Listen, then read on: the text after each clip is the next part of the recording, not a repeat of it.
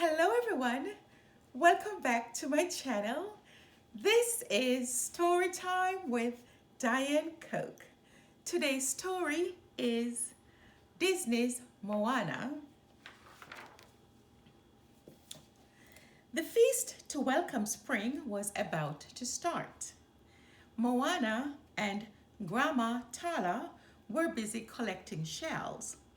Moana's pet pig, PUA, tried to help, but the shells he found were never empty.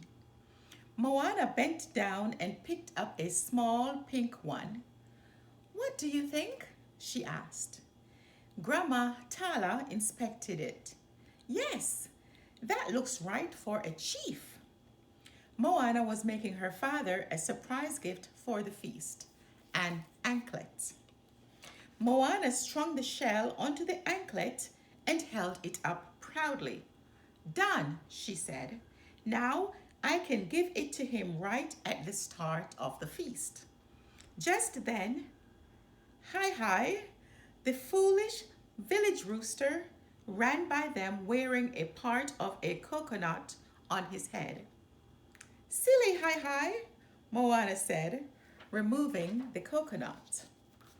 In the village, preparations for the feast had begun. While everyone was hard at work, HeiHei just got in the way. Men were busy building the umu, an underground oven.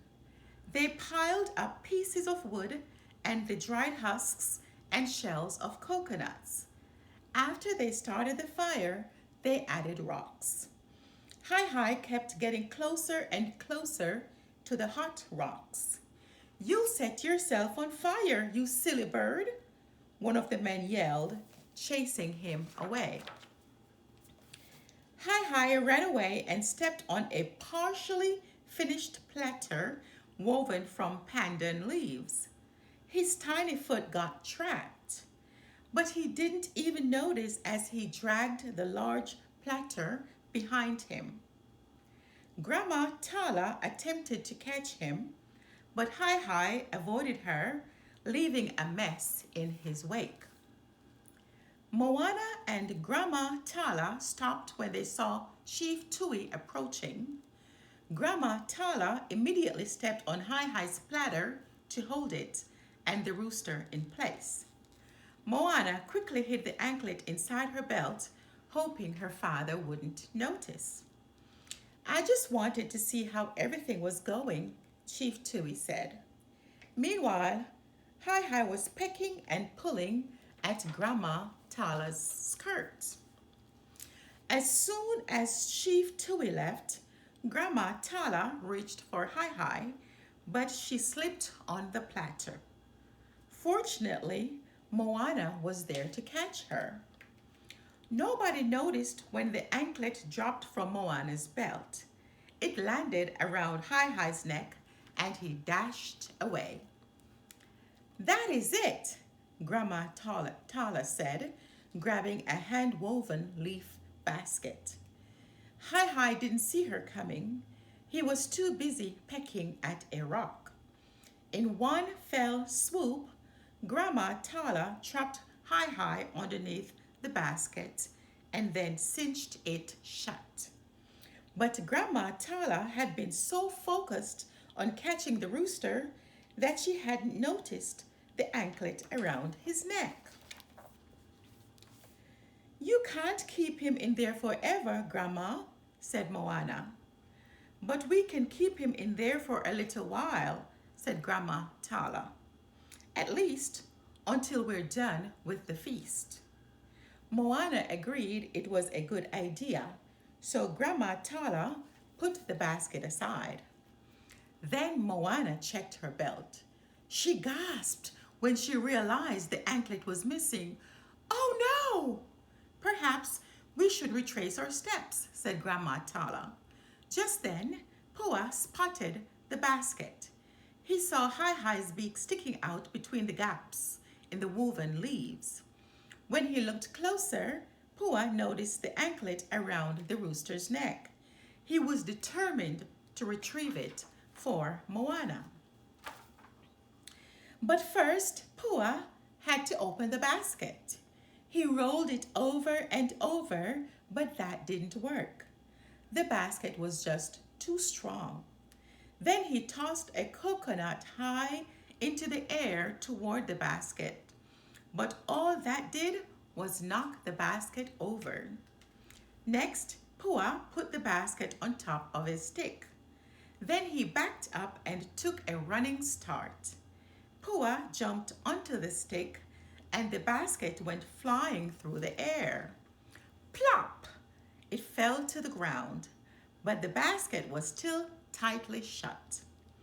Pua had to think of another idea, and fast. He had to get the anklet to Moana in time for the feast. On the ground, he saw a long vine. He picked it up and trotted back to the basket. Pua looped the vine around the basket and dragged it along. Running as fast as he could, HeiHei's legs slipped out and he ran to keep up. When Pua heard music, he knew the feast was about to begin. He had to do something drastic. He dragged the basket toward a slender tree and tossed it onto a branch. Then he jumped up after it. When Pua bounced on the branch, HeiHei's basket flew into the air and then back down to the branch again. The higher Pua bounced, the higher the basket flew. Finally, Pua bounced so high that the branch flung the basket straight into him. The two animals soared through the air. Pua and HeiHei squealed and clucked. When they hit the ground, the basket finally opened. Pua was thrilled. He could get the anklet to Moana. But the force of the fall caused them to roll and roll and roll right into a large fishing net. Though the feast had started, Pua and HeiHei rolled right up to Moana. Moana untangled them and gasped when she saw the anklet around Pua's snout. "You found it," she said, giving him a big hug. Later that evening, Moana gave Chief Tui the anklet and he proudly put it on. "I love it," he said. As Moana and her father hugged, Pua heard a strange sound. It was HeiHei. The rooster couldn't cluck because his beak was buried in a piece of driftwood. He had also gotten tangled up in pieces of the basket again. Fortunately, Pua had become an expert at getting Heidi out of tricky situations. The end.